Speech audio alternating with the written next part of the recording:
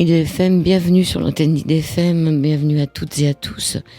Une femme ce soir dans les studios pour défendre la cause des femmes. Elle s'appelle Ashna Alouache et je la remercie d'être là avec nous dans ce mois d'août. Bonsoir Ashna. Bonsoir. Alors vous allez vous présenter, vous êtes journaliste.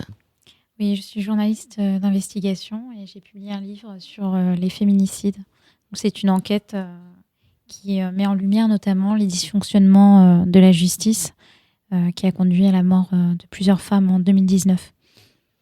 2019, cette année vous n'avez pas... Alors l'enquête, elle commence en janvier 2019 et elle se termine en avril 2020. Donc ça s'arrête en avril. 144 femmes. Ouais. Comment vous les avez répertoriées ? Alors pour mon enquête, je n'ai gardé que les femmes qui ont été tuées dans le cadre donc, de la présomption d'innocence. Je n'ai pas gardé quand il n'y a pas eu des aveux ou quand le compagnon ou l'ex-compagnon n'a pas été clairement incriminé, justement pour respecter la présomption d'innocence. Et voilà, après, c'est toutes les femmes qui ont été tuées par leur compagnon ou leur ex-compagnon. Oui, c'est assez impressionnant. Donc le livre s'appelle « Elles » au pluriel, toutes, elles toutes, leurs histoires. Plus de 144 femmes tuées par leurs compagnons ou ex en 2019. Elles cherchent l'amour, mais pas la mort. Pourquoi vous êtes intéressée à ce sujet ? Je me suis toujours intéressée à la question du droit de la femme depuis plusieurs années. J'ai travaillé sur la question du droit des femmes en France, mais au Maghreb également. Donc le droit de la femme, ça m'a toujours intéressée, interpellée. Et c'est vrai que ces dernières années, on parlait beaucoup des féminicides, ces 2 dernières années, mais il n'y avait pas de site internet qui répertoriait clairement les femmes qui ont été tuées par leurs compagnons, ex-compagnons. Et moi, en tant que journaliste, quand je voulais avoir des infos, il fallait passer par soit de l'informel ou soit faire des recherches, mais ce n'était pas répertorié. Et j'avais envie d'avoir un support où on pouvait répertorier toutes ces femmes-là pour justement sensibiliser à la condition de ces femmes. Et ça a commencé comme ça. Donc, j'ai créé le site internet www.elletout.fr qui avait pour vocation de répertorier ces femmes avec la façon dont elles ont été tuées et la ville dans laquelle elles ont été tuées. Moi, je partais du principe que sensibiliser à cette question des féminicides, ça passait avant tout par des faits. Et donc, je voulais que le grand public soit confronté aux faits. Celle d'un pays où 144 femmes ont été enterrées l'année dernière, tuées par leurs compagnons ou ex-compagnons. D'accord, quand vous dites que vous avez travaillé sur le Maghreb, est-ce qu'il y a encore plus de femmes qui meurent là-bas ? C'est pas répertorié, comment ça se passe ? On n'a pas de chiffres officiels. Déjà en France, on n'en avait pas non plus. Mais au Maghreb, on n'a pas de chiffres officiels. Je pense que c'est une question qui est malheureusement globale. Les violences faites aux femmes, malheureusement, elles sont partout. Pas qu'au Maghreb, pas qu'en France, dans de nombreux pays. Les conditions ne sont pas les mêmes. Le statut du droit de la femme n'est pas le même dans ces pays-là. Mais malheureusement, la condition de la femme est catastrophique, autant en France qu'au Maghreb, de toute façon. Là, je suis sur votre site, donc en 2020, on est déjà à 20. Mais là, vous répertoriez que celles... Je me suis arrêtée, on est à plus, on est à 54 aujourd'hui. 54 ? Oui, enfin, sur le site internet, ça s'arrête sur l'enquête, c'est-à-dire en avril 2020. Et voilà, donc j'ai essayé de répertorier, comme je vous dis, pour rester sur des faits et que les gens puissent se rendre compte à quel point, au jour d'aujourd'hui, malgré toute la communication gouvernementale, les Grenelles, toute la communication qui a été faite autour des violences faites aux femmes, dans les faits, les femmes continuent de mourir et la justice ne les protège pas. Au contraire. Voilà, c'est ce que j'ai vraiment voulu mettre en lumière dans le livre. Et encore une fois, j'ai volontairement voulu l'écrire de manière très factuelle. Parce que la meilleure façon, encore une fois, de sensibiliser le grand public, pour moi, ce sont des faits, des chiffres. Et donc, je voulais, à travers l'histoire de ces femmes, raconter comment elles ont été tuées. Et si elles avaient fait appel à la justice, combien de fois elles avaient fait appel à la justice. Et qu'on se pose cette question qui est centrale, celle de savoir pourquoi dans un pays qu'on peut nommer d'état de droit, en tout cas dit d'état de droit, les femmes ne sont pas protégées. Oui, vous dites qu'il y a un état de droit pour l'homme, mais il n'y a pas de droit pour la femme. Il y a moins de droits pour la femme. Oui, oui, moins de droits pour la femme, tout à fait. Et surtout au niveau de la justice, on a tendance à beaucoup parler des hommes violents, à trouver des solutions pour pallier à cette violence, etc. Et ça a du sens. Mais je pense que le problème central, au-delà de ces hommes violents, c'est de vivre dans un pays où la justice ne protège pas ces femmes. Ces hommes violents, il faut les prendre en charge, il faut trouver des solutions.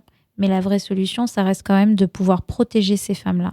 Et ça, c'est de l'ordre de la justice. Et la justice, elle ne fonctionne pas aujourd'hui. Elle ne fonctionne pas depuis de nombreuses années. Les associations de défense du droit des femmes ont tiré la sonnette d'alarme depuis maintenant plus de 30 ans. Et ça continue. Et en fait, les gens ont tendance à croire, le grand public en tout cas, que parce qu'on parle beaucoup des violences faites aux femmes, on fait des Grenelles, etc., ils ont l'impression que ça bouge. Et puis, j'ai beaucoup de gens qui me disaient, mais c'est mieux quand même, maintenant, ils prennent en charge les violences faites aux femmes, etc. Et moi, de l'autre côté, j'avais la réalité, j'avais les chiffres. Donc non, c'est pas mieux. En fait, la situation, elle est la même. Et les chiffres parlent d'eux-mêmes. Il y a encore des femmes qui meurent sous les coups ou sous la violence du conjoint. Et la justice française ne les protège pas, même quand elles ont fait appel à la justice. Encore une fois, c'est ce que j'ai vraiment voulu mettre en lumière.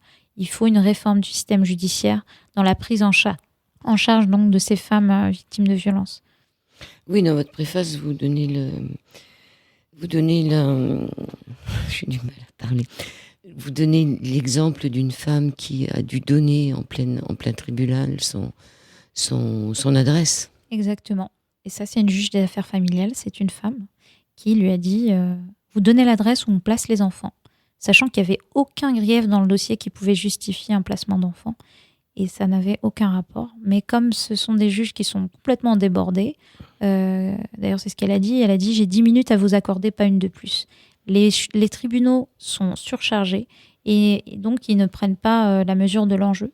Donc le traitement de ces dossiers-là se fait vraiment d'une façon intolérable. Il n'y a pas d'autre terme. Et cette femme-là, qui avait fait une demande de mesure de protection, non seulement on ne lui a pas accordé cette mesure de protection, mais en pleine audience, elle a dû donner son adresse tout en sachant ce qui l'attendait.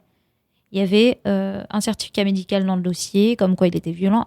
Le dossier était béton, il n'y avait rien à redire.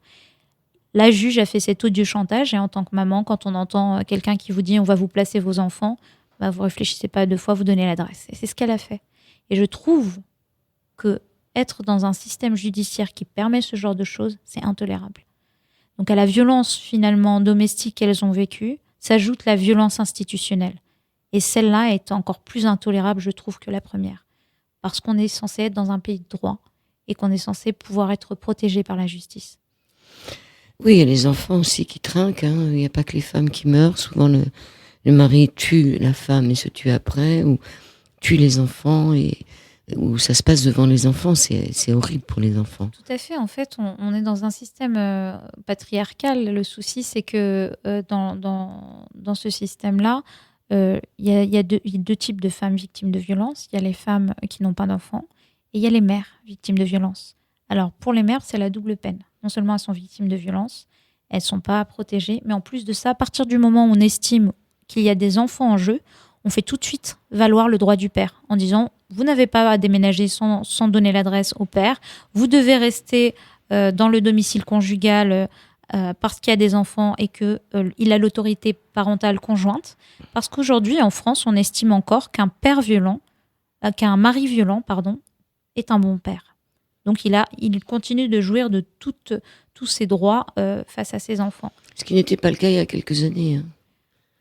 Je pense que si le droit du père a été revalorisé au moment des divorces, etc., mais c'est au détriment de la femme. Tout à fait. Et le résultat, c'est que ce sont des femmes, 80% des violences dans le cadre des féminicides sont accentuées pendant la période de séparation. Donc le passage à l'acte, c'est souvent pendant la séparation. Et pendant cette séparation, on a un vide juridique où on dit aux femmes, si vous partez du domicile conjugal, c'est à vos risques et périls. C'est abandon du domicile. Voilà. Et si vous partez avec les enfants, c'est non-présentation d'enfants et vous avez soustrait à l'autorité parentale du père. Donc, vous êtes poursuivi par le procureur. Donc, vous faites convoquer au commissariat. Donc, ces femmes-là, qui sont victimes, elles sont sur le banc des accusés aujourd'hui. Elles sont convoquées au commissariat. Elles doivent rendre des comptes et elles ont une pression judiciaire qui est très forte. Sachant que ce sont des femmes qui ont déjà été fragilisées par ces violences-là. et qui se retrouvent dans une machine judiciaire qui les comprime complètement à la faveur du père. Et pour venir à cette femme qui a été condamnée, elle a été condamnée, qui a été forcée à donner son adresse, elle a ensuite été condamnée pour procédure abusive. Elle a dû verser un dédommagement à son mari violent.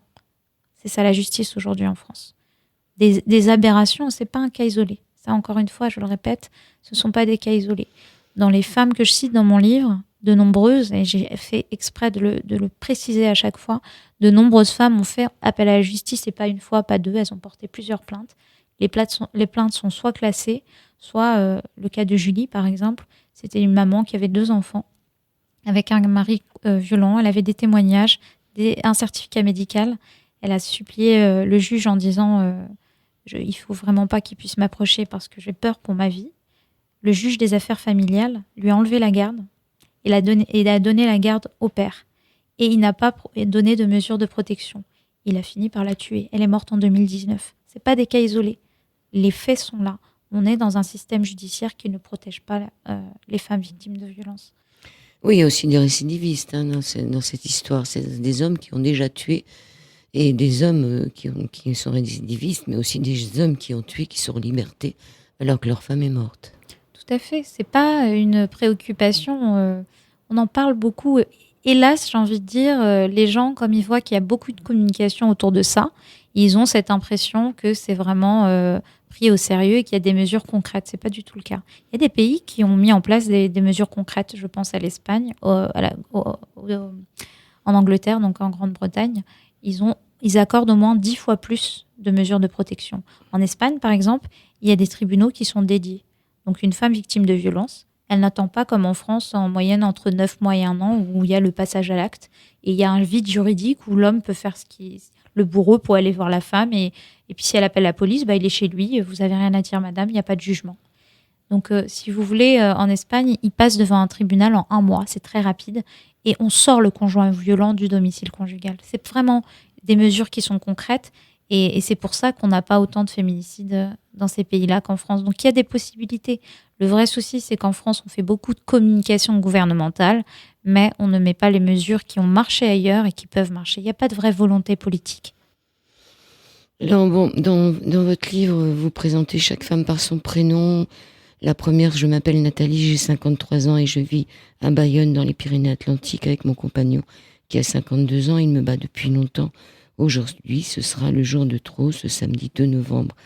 Il va me battre à mort, morte sur les coups. Ce qu'on apprend, c'est succinct à chaque fois, mais ce qu'on apprend, c'est qu'il y a des femmes jeunes et il y a des femmes vieilles. C'est-à-dire qu'il y a aussi des femmes de 90 ans qui sont tuées. Tout à fait. Dans mon livre, je raconte l'histoire de ces femmes. Donc les âges, ça va de 15 ans à 90 ans. Donc il n'y a pas d'âge prédestiné ou... Il y a beaucoup d'idées reçues là-dessus. Il n'y a pas d'âge, il n'y a pas de catégorie socio-professionnelle. Malheureusement, ça touche toutes les femmes. Ça peut toucher n'importe qui. Mais encore une fois, c'est pour ça que j'ai vraiment axé là-dessus sur ce livre. La vraie réforme à faire, c'est la réforme du système judiciaire. Il faut qu'on puisse être dans un pays où quand une femme va au commissariat et demande à porter plainte, déjà la plainte soit prise. Quand une femme porte plainte et qu'enfin la plainte est prise, elle soit traitée, qu'il y ait une enquête. Qu'on puisse condamner ces hommes-là et que ce soit pas pris à la légère comme c'est le cas aujourd'hui. Ça aurait protégé pas mal de femmes. Donc, est-ce qu'une main courante, ça suffit ? Non. Main courante ne suffit pas. Il faut porter plainte. Mais le problème, c'est que quand on porte plainte et que les plaintes, là, dans les cas que je cite, il y a eu plusieurs fois des femmes qui ont porté plainte, les plaintes ont été classées sans suite. C'est pour ça que je dis le système judiciaire dans son ensemble, c'est-à-dire que du commissariat où la prise en charge des victimes n'est pas du tout à la hauteur de l'enjeu, sans parler du procureur qui classe sans suite, jusqu'au juge des affaires familiales qui ne prend pas la mesure du problème et qui, comme je le raconte, met les femmes dans des situations. Tout ça fait qu'en fait, les femmes ne seront pas protégées tant qu'il y aura ce système judiciaire qui n'est pas réformé, tant que les juges, les policiers, les procureurs ne seront pas formés sur ces questions-là. Alors, vous avez dans votre livre une association sur laquelle on peut signer une pétition, c'est laquelle ? Tout à fait. En fait, c'est l'ancien procureur de Douai, qui s'appelle Luc Frimeau, qui a en fait... donc, il était procureur à Douai et il a lancé une pétition sur laquelle il demande en fait une réforme aussi du système judiciaire, parce qu'il a très bien vu que la justice française aujourd'hui, il passait vraiment à côté, et que de nombreuses femmes auraient pu être sauvées, auraient pu être protégées, s'il n'y avait pas ces défaillances du système judiciaire. Alors, si vous allez sur le site elle, tout au pluriel, elle au pluriel, tout au pluriel.fr, et que vous allez sur le site, vous pouvez signer la pétition adressée au ministre de la Justice. Il y a du son là qu'on peut écouter là sur votre. On peut écouter. Non, ça fait 20 minutes, donc ça fait un peu long. Il y a peut-être quelque chose à écouter sur votre site, mais ça fait 20 minutes. Hein. Non, il n'y a pas de son, c'est vraiment. Il y a le. Oui, alors ce que j'ai mis, c'était un reportage, mais il est très long. Oui, il fait 20 minutes, donc oui, il y a un oui. reportage. Et donc, il y a cette pétition à signer, nous toutes, mobilisation contre les violences sexistes et sexuelles. Les hommes aussi peuvent la signer. Hein. Tout à fait. C'est une question qui ne concerne pas que les femmes. Ça concerne toute la société. Et c'est main dans la main avec les hommes qu'il faut travailler sur ces questions-là. C'est pas une question de femmes. C'est une question sociétale. Moi, je m'engage beaucoup sur les droits humains, quels qu'ils soient, hommes, femmes, enfants. Là, on est sur vraiment des droits universels. On n'est pas sur des questions... ça doit toucher vraiment tout le monde. On a tous une mère, on a tous une sœur. Voilà, c'est une injustice profonde, dans le sens où ces femmes-là, toutes ces femmes qui ont été tuées, et c'est pour ça que je les raconte dans ce livre, de manière très factuelle. Je veux que tout le monde se dise... dans tous les départements, pratiquement, il y a eu une femme qui a été tuée l'année dernière. Qui était-elle ? Est-ce qu'elle avait des enfants ? Est-ce qu'elle n'en avait pas ? Comment s'appelait-elle ? Et qu'est-ce qui deviennent les enfants quand ils se retrouvent orphelins de mère ou orphelins des deux, puisque souvent le mari se donne la mort après ? Alors ça dépend. Des fois, la plupart du temps, ils sont placés. La famille peut les récupérer ? Ça dépend. Ça dépend de beaucoup de choses. Là, c'est les services de protection de l'enfance qui sont saisis. Et en fonction des cas, parfois, ils permettent à la famille de récupérer. Mais l'année dernière, par exemple, on a eu le cas d'une maman qui avait 5 enfants, qui est décédée en Normandie. Et elle a eu ses 5 enfants placés. Voilà, c'est des drames humains qui ne touchent pas que la femme qui a été assassinée. Ça touche une famille qui perd cette sœur, cette mère, mais ça touche aussi les enfants. Qui bascule, la vie de ces enfants qui bascule. Donc plus de 144 femmes tuées par leurs compagnons ou ex en 2019. Là, je suis sur son site et je vois le centre Flora Tristan, établissement unique de l'association SOS Femmes. Alternative, écoute, accueille, héberge, accompagne et oriente des femmes victimes de violences. Vous pouvez nous en parler un peu ? Oui, bien sûr. Le centre Tristan Flora, il a été créé par l'association SOS Femmes Alternatives et à l'initiative de Simone Veil. C'est un centre en fait qui accueille les femmes victimes de violences, qui les accueille déjà dans un premier temps avec leurs enfants. Il n'y a pas beaucoup de centres comme ça en France. Il y a beaucoup de centres d'hébergement où ce sont des centres d'hébergement qui sont aussi pour les sans-abri, où il y a beaucoup de passages où ces femmes qui sont déjà fragilisées par ce qu'elles ont vécu se retrouvent souvent séparées des enfants. C'est assez compliqué. Le centre Tristan Flora accueille les mamans avec leurs enfants et elles sont prises en charge donc par des professionnels, par des psychologues, par des thérapeutes. Il y a des groupes de parole et elles sont accompagnées. Donc on a tout un travail qui est fait avec les femmes victimes de violences pour mettre des mots sur ce qu'elles ont vécu et essayer de les accompagner au mieux. D'accord, il y a la Maison des Femmes à Paris, je ne sais pas si vous connaissez. Tout à fait, oui, aussi.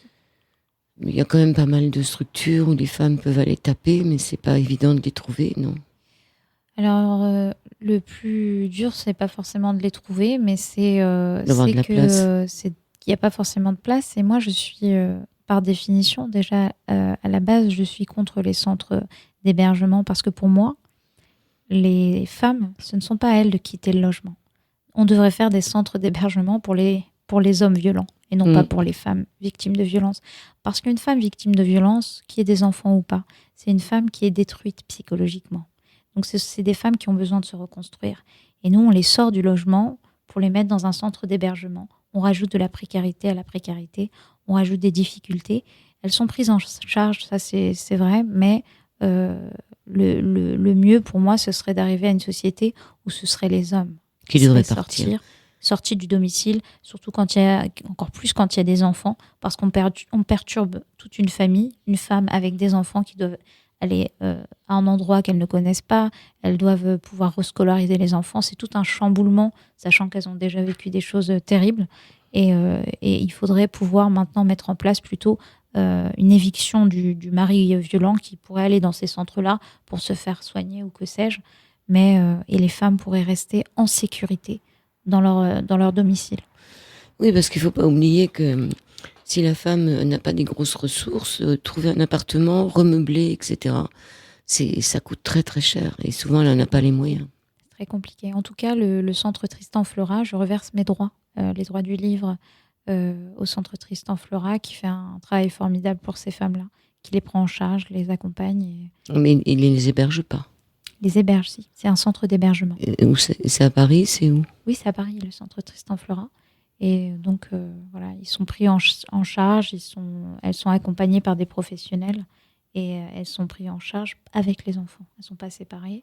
Il y a des groupes de parole, il y a des, voilà, il y a des psychologues qui prennent en charge ces femmes et qui les aident finalement à dépasser un peu ce qu'elles ont vécu, mettre des mots dessus, ce qui est déjà un grand pas. Et ils ont un service aussi d'urgence qui permet de mettre en sécurité des femmes qui sont en situation d'urgence, même si elles n'ont pas beaucoup de place, mais elles font déjà un travail formidable. Donc il y a un numéro d'appel qui marche jour et nuit. Comment ça se passe? Il y a un numéro, oui, vous allez sur le site www.centrefloratristan.com et vous avez toutes les coordonnées pour justement cette structure d'urgence. Et puis vous avez aussi pour le centre d'accueil, vous avez tous les numéros qui sont sur le site internet. Il ne faut pas hésiter à aller vers eux. Et puis quand elles ont, de toute façon, elles ont un système où elles sont aussi, elles conseillent beaucoup, donc elles peuvent vous relayer vers des associations si vous n'habitez pas la région. Et il faut vraiment s'appuyer sur ces structures et ces associations parce qu'encore une fois, elles font vraiment un travail qui est exceptionnel. Elles sont à l'écoute de ces femmes-là et elles essaient de faire au mieux avec les moyens dont elles disposent. Il y a un numéro de téléphone, je ne sais pas si on peut le donner. Si, bien sûr. Voilà, il y a une ligne d'écoute, en tout cas téléphonique, qui est le 01 47 91 48 44. 01 47 91 48 44. C'est une ligne d'écoute téléphonique et puis qui permet donc de prévenir les difficultés graves et de les aiguiller sur les solutions éventuelles. D'accord. On voit aussi, je parle de Séverine, là, ça se passe quel jour? Le 16 janvier 2019, Séverine, qui a 46 ans et qui habite à Mareuil-sur-l'Ourcq, dans l'Oise, elle vit avec son compagnon Thierry, qui a 44 ans, on forme une famille recomposée de 5 enfants. Elle pense quitter son compagnon, alors ce mercredi 16 janvier, il a décidé de lui ôter la vie. Il a pris un foulard, il l'a étranglée à mort chez elle.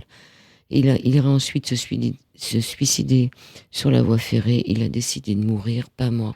Il laisse 5 enfants. Mais moi, je pense qu'on pourrait se poser aussi la question de savoir pourquoi les gens en arrivent à des situations pareilles.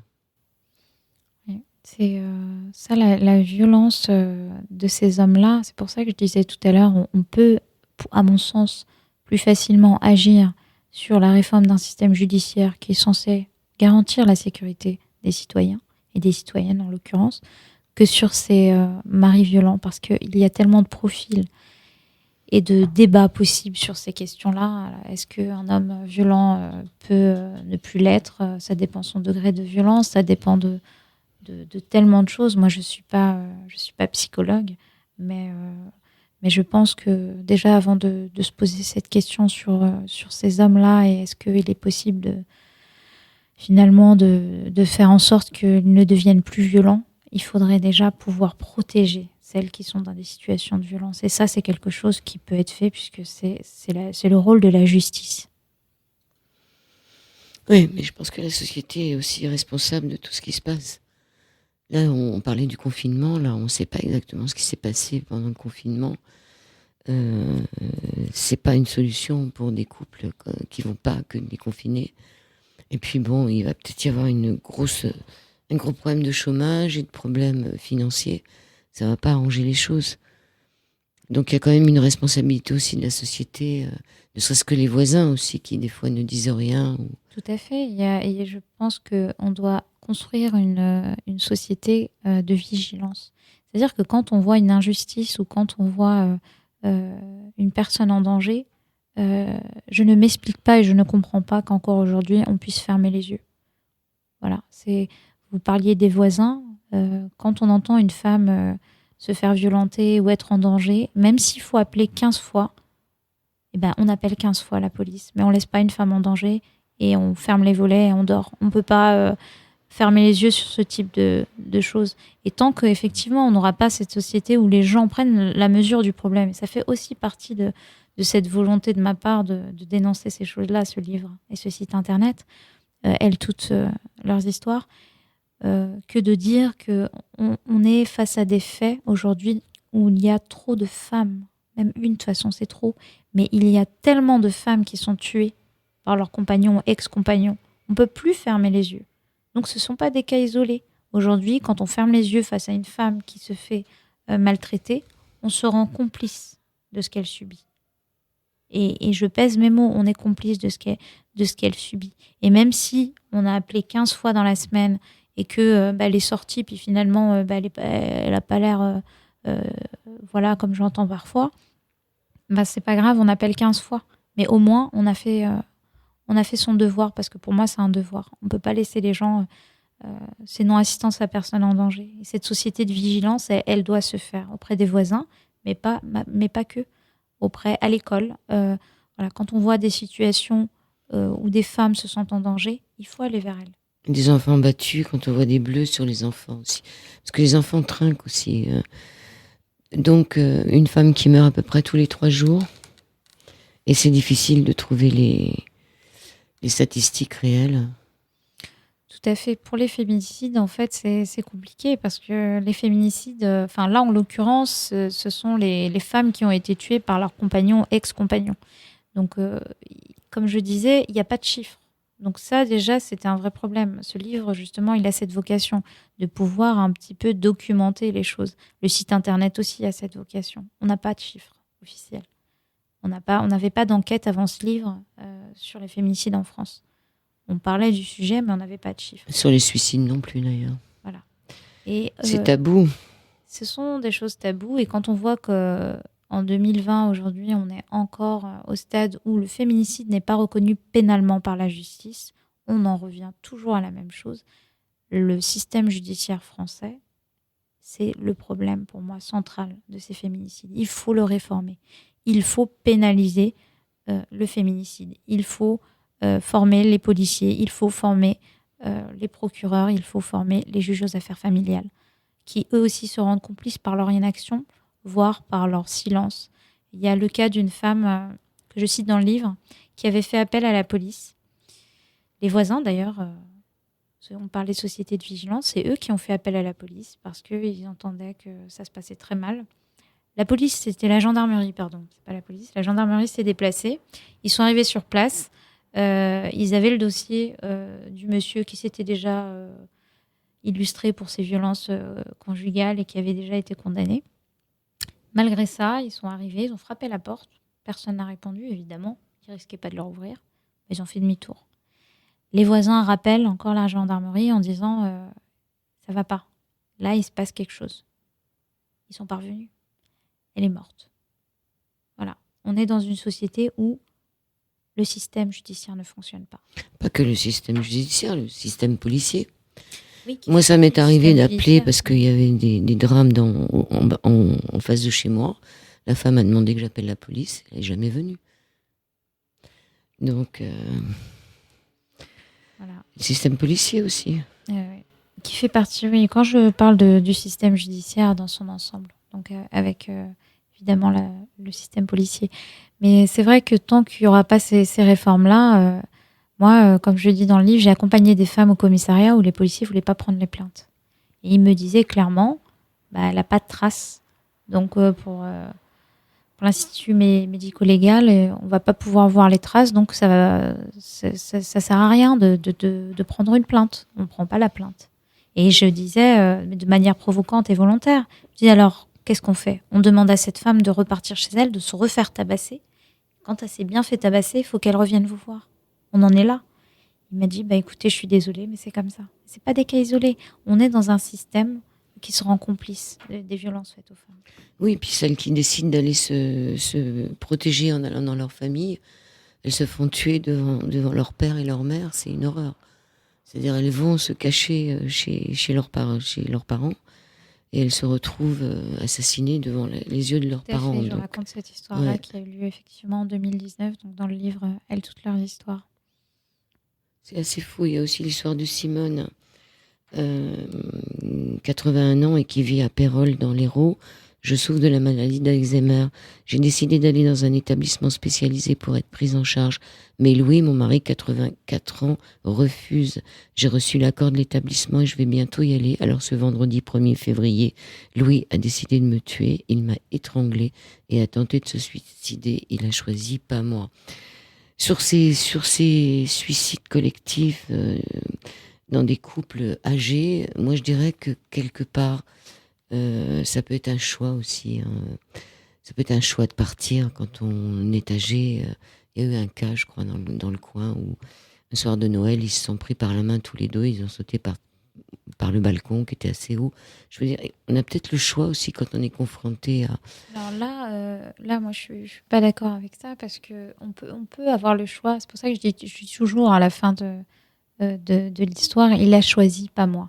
À partir du moment où vous tuez une femme qui se fait abattre dans son lit ou qui se fait tuer d'une manière ou d'une autre par un compagnon qui a décidé, là par exemple, vous avez cité cette histoire, elle avait la maladie d'Alzheimer, elle avait fait quand même un choix de partir dans un établissement. Et lui ne voulait pas qu'elle parte dans cet établissement médicalisé. Il avait vraiment clairement donné son désaccord auprès du personnel médical. Et quand elle l'a fait, il l'a tuée, il s'est donné la mort. Il décide si elle doit vivre ou mourir. Personne n'a ce droit. Personne. Donc souvent, on a aussi un peu ce regard de certaines personnes ou certains médias qui vont dire ce sont des drames. Ce ne sont pas des drames. Ce sont des meurtres, voire des assassinats. On ne décide pas si la personne, parce qu'elle est âgée, parce qu'elle est malade, parce que je ne sais quoi, on va lui ôter la vie. Même si derrière on se donne la mort, mais on n'avait pas le droit de décider à sa place, de prendre la vie de quelqu'un. Et ça, c'est quelque chose qui m'est insupportable. Vraiment de voir que on puisse se donner ce droit-là. Et même quand on est âgé, il y a une certaine clémence parfois dans les discours qui consisterait à dire que parce qu'ils sont âgés, il a pu décider parce qu'elle souffrait, parce que personne ne peut s'octroyer le droit de prendre la vie d'une personne. Voilà. Sauf si c'est voulu par tous les deux. Ça peut arriver aussi, parce que sur les suicides des personnes âgées, il y en a quand même pas mal qui décident d'arrêter ça. Alors, il y a quand même les enfants aussi, hein, tous ces enfants qui sont là, qui sont victimes. Est-ce qu'il y a un travail psychologique qui est fait sur... C'est très compliqué, comme je vous dis. La plupart du temps, donc, c'est les services de protection de l'enfance qui prennent leur lait. Ces enfants qui sont très souvent placés. Évidemment, parce que c'est arrivé en 2019, je le raconte dans le livre Elles, toutes leurs histoires, il y a beaucoup d'enfants qui ont assisté à la mort de leur mère. Donc se reconstruire de ça, je ne sais même pas si on peut se reconstruire de ça. Donc il y a un suivi plus ou moins psychologique qui est fait, mais vous savez bien que les enfants qui sont placés, c'est très compliqué. Ils peuvent aller soit dans des familles d'accueil, soit dans des foyers en fonction de l'âge, en fonction des régions et des disponibilités. Mais dans tous les cas, ce sont des vies qui sont brisées. Et des enfants qui sont en souffrance. Et c'est pour ça que je dis, on reconnaît volontiers, en tout cas à demi-mot, la souffrance d'une femme victime de violence. Mais on a tendance à nier ce qu'on appelle les victimes tiers, qui sont les enfants. Et la famille. Tout à fait. Et la famille. Parce que là, on parle des féminicides, mais si on parle de façon plus générale sur les violences faites aux femmes, les violences conjugales, il n'y a pas que la femme qui est victime. Les enfants qui sont dans le foyer sont aussi des victimes. Alors, il y a ces hommes qui, d'un seul coup, décident de venir tuer. Je m'appelle Caroline, j'ai 30 ans, je suis séparée du père de mon fils âgé de 6 ans. Je vis désormais à Eu, en Seine-et-Marne, avec Cédric, 32 ans. Aujourd'hui, 5 février, mon ex-mari a décidé de me tuer. Il va pénétrer chez nous la nuit et nous abattre avec son fusil de chasse. Ça, c'est le typique jalousie. Possessivité dans le sens où on objectise la femme. On objectise la femme, donc c'est à partir du moment où c'est mon objet. Quand on a un objet, on ne veut pas que quelqu'un nous prenne notre objet.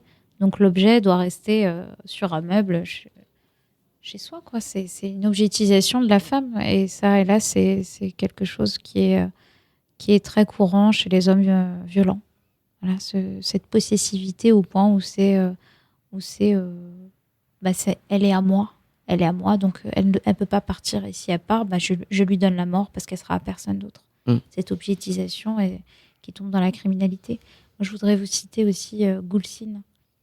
Je m'appelle Gulsine, je suis maman de 4 enfants. J'ai 34 ans et j'habite à Annemasse, en Haute-Savoie. J'ai peur en ce moment car mon ex-compagnon m'a menacée. Le directeur de l'école a également alerté les autorités sur sa violence, mais il a reçu une simple convocation. J'ai demandé au juge des affaires familiales une protection, car je savais qu'il profiterait de son droit de garde pour s'en prendre à moi. Malgré cela, le juge lui a attribué un droit de garde où je devais me confronter à lui lors de la remise des enfants. Aujourd'hui, lundi 28 janvier, au moment de la remise des enfants, il m'a poignardée. Je suis morte devant les enfants. J'avais déposé 5 plaintes, mais la justice française les a classées. Et qui peut se battre après pour... Est-ce que la famille, elle peut se battre après pour demander justice? Vous savez, la justice française, on l'a vu sur d'autres affaires. Là, on parle des violences faites aux femmes, mais on l'a vu sur d'autres types de violations des droits humains. La justice française, pour vraiment qu'il y ait un dédommagement ou que la justice française se remette en question, c'est très compliqué. C'est très compliqué. C'est des années de procédure et puis moi, personnellement, j'y crois pas. On en est encore à demander à ce que la justice fonctionne correctement. C'est-à-dire que quand on porte une plainte, déjà, qu'on puisse être protégé. Que les juges des affaires familiales n'estiment pas qu'un mari violent est un bon père et que si on part en ayant peur pour nos vies et celles des enfants, se protéger quelque part, qu'on ne soit pas traités comme des accusés. Convocation au commissariat, relance, condamnation à des amendes. Enfin, on en est là. Donc, non, je ne crois pas. Par contre, un mari violent avec sa femme peut très bien être un bon père pour ses enfants. Ça arrive. J'y crois pas. Moi, je suis pas de cet avis dans le sens où un mari qui est violent, à partir du moment où est violente une maman, les enfants, ils sont victimes aussi. Parce qu'un mari violent, il détruit une femme. Et cette femme, c'est la mère d'un enfant. L'enfant, il voit tout ça. Il voit cette violence, cette banalisation. Donc un enfant qui grandit dans une atmosphère où il y a un homme violent, qui est de surcroît leur père, quelle image de l'homme il lui donne? Quelle banalisation de la violence il donne? Voilà, je me pose cette question. Je ne dis pas qu'il faut enlever le droit de garde au père violent. C'est pas du tout mon propos. Mais je dis qu'un père violent, un mari violent, pour moi, n'est pas un bon père. C'est un parti pris. Bon, on va écouter Julien. Julien Clerc. Merci Julien Clerc. On repart pour la dernière partie de cette émission avec Asna Alouache qui est avec nous sur cette antenne. On parlait des enfants qui sont victimes de ce que font les parents. Et pendant la pause, on s'est dit que finalement, ça pourrait être reproduit, puisque la fille souvent cherche à régler ses problèmes en étant adulte, en épousant son père, quelque part, on peut dire, en épousant quelqu'un qui va ressembler à son père pour régler les problèmes. Donc, c'est bien d'en prendre conscience. Tout à fait. En fait, on parlait tout à l'heure des conséquences de cette banalisation de la violence et de ces victimes tiers que sont les enfants. Quand on grandit avec un père violent, c'est pas anodin. Donc on grandit avec un homme violent, il y a une banalisation de cette violence. Et il y a une normalisation aussi de l'image paternelle de l'homme violent. Et ce qu'on a pu voir, c'est que souvent les femmes, les petites filles qui ont eu un père violent à l'âge adulte, elles vont être attirées par des hommes violents parce que c'est une normalisation pour elles. C'est ce qu'elles ont connu, c'est rassurant. On est rassuré par ce qu'on a connu. Oui, puis on essaye de régler le problème. C'est ça. Et donc, du sans, coup, sans en avoir conscience. Sans en avoir conscience, mais on essaye de régler c'est le de manière problème. inconsciente et c'est d'autant plus à prendre en compte que le père violent est un modèle pour ses enfants. Donc, banaliser cette violence-là, est-ce que... C'est pour ça que moi, quand vous disiez pour le père, est-ce qu'un mari violent est un bon père, pour moi, c'est définitivement non. Voilà. Alors, je m'appelle Gaëlle, j'ai 22 ans et mon compagnon aussi. Je suis enceinte de 6 mois, j'habite à Glizy dans la Somme. Aujourd'hui, 14 février 2019, l'homme qui partage ma vie va me poignarder à mort. Il est ensuite allé se suicider sous un train. Il y a des femmes enceintes qui sont tuées. C'est assez invraisemblable. Tout à fait. Il y a une autre femme enceinte qui était enceinte de 8 mois et qui avait un petit garçon. Elle avait demandé au juge des affaires familiales, elle vit dans le sud-est, elle avait demandé au juge des affaires familiales de ne pas être confrontée à son ex-mari. Ça n'a pas été accordé. Et donc, elle est partie chercher son enfant et elle a senti qu'elle était en danger. Donc, elle s'est rendue au commissariat. Elle les a suppliés de l'accompagner pour aller chercher l'enfant. Suppliés. Elle leur a dit, je vous en supplie, j'ai peur, il faut que vous veniez avec moi récupérer l'enfant. Madame, on ne fait pas ça.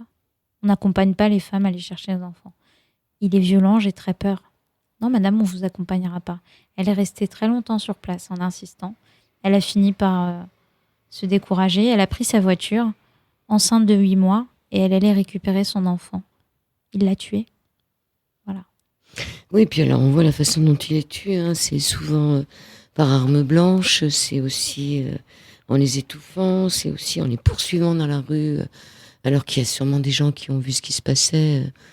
C'est assez étonnant la façon dont les hommes arme blanche, c'est prémédité, de toute façon, c'est clair. Il y a par arme aussi. Un tiers des femmes tuées en 2019 l'ont été par arme à feu. Ça, on n'en parle pas beaucoup en France. Oui. Voilà, il y a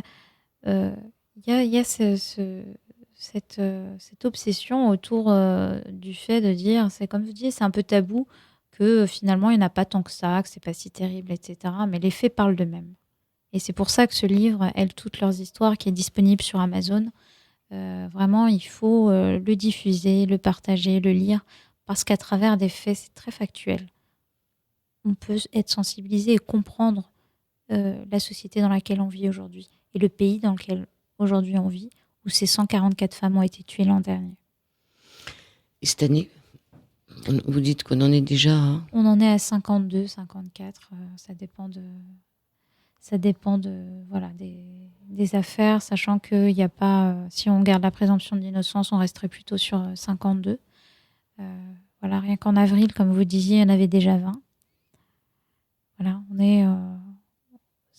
les chiffres ne baissent pas et le gouvernement ne fait rien. C'est surtout ça. Et la réforme de la justice, là, le dernier Grenelle, ils ont annoncé en grande pompe qu'ils allaient faire un audit dans les commissariats. C'est pas un audit qu'il faut faire dans les commissariats. Les faits parlent d'eux-mêmes. On sait qu'il y a un problème dans les commissariats. Les plaintes ne sont pas prises. C'est pas un audit qu'il faut faire. Ils ont dit qu'ils mettaient des femmes pour écouter les femmes à une époque. Mais les femmes, pour écouter les femmes, quand il n'y a pas de condamnation, quand les plaintes ne sont pas prises, on ne doit pas les écouter, on doit les protéger, ces femmes. C'est ça qu'on doit faire. Et là, on nous parle d'audit dans les commissariats. Ils ne veulent pas s'attaquer au problème central, c'est-à-dire la réforme du système judiciaire. Ils ne veulent pas. Ils ne veulent pas s'attaquer à ça. Et c'est ça, le cœur du problème. On rappelle donc le titre du livre. Elles toutes leurs histoires. Elles cherchaient l'amour, pas la mort. Il est disponible sur Amazon. Les droits sont reversés au centre Tristan Flora. Et c'est un livre qui sensibilise donc sur les féminicides. C'est une enquête qui parle des dysfonctionnements judiciaires en France. Et le site sur YouTube, c'est Elles toutes leurs... Alors, Elles toutes, www.ellestoutes au pluriel. Ça, c'est sur Facebook. C'est le site internet, oui. Oui. Et sur Facebook, on peut... Il y a une page Facebook que je vous invite à liker et à partager. qui parle justement de cette enquête qui s'appelle Elles toutes. Vous tapez sur Facebook Elles toutes au pluriel, leurs histoires au pluriel, Elles toutes, leurs histoires au pluriel, et vous allez voir la page que je vous invite à partager et à liker pour soutenir. Qu'est-ce que vous pourriez nous dire pour terminer l'émission? Peut-être en lire quelques-unes. Vous aviez refermé votre téléphone, je peux vous donner le mien. Au hasard, moi je tombe sur Hilal. Je m'appelle Hilal, j'ai 30 ans, je suis maman d'un garçon de 9 ans, j'habite Vaux-en-Vexin dans le Rhône. Aujourd'hui, 20 février, mon compagnon va me poignarder devant mon fils de 9 ans. Mon petit ange va alors dévaler les escaliers pour chercher du secours. Mon compagnon se suicidera en se défenestrant du 9e étage. Et il a choisi de mourir, pas moi. Une autre femme va mourir aujourd'hui. Oui. Il y a Martine. Je m'appelle Martine, j'ai 64 ans et je vis à Saint-Aubin-de-Médoc en Gironde. Aujourd'hui, dimanche 5 mai, est le dernier jour de ma vie. Mon ex-mari va me poignarder 40 fois avant de prendre la fuite. Mes enfants, inquiets de ne plus avoir de mes nouvelles, découvriront mon corps mutilé par l'acharnement de leur père. Ils sont traumatisés à vie. Dounia, je m'appelle Dounia, j'ai 46 ans et je vis avec ma fille de 13 ans à Paris dans le 19e arrondissement. Mon compagnon de 40 ans est en situation irrégulière.